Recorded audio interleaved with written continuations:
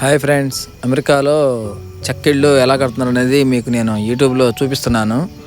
ఇది సెకండ్ ఇల్లు అనమాట. ఫస్ట్ అటు పక్క ఉన్నది ఒక ఇల్లు, ఇది సెకండ్ ఇల్లు. ఇది మొన్న మీకు సగభాగం చూపించాను. తర్వాత వచ్చేసి దీనికి పైకప్పు ఏర్పాటు చేశారనమాట వీళ్ళు.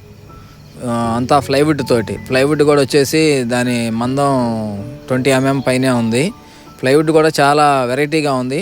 మనకి ఉన్న ప్లైవుడ్స్ మోడల్స్ వేరు, ఇక్కడ ప్లైవుడ్ మోడల్ వేరు.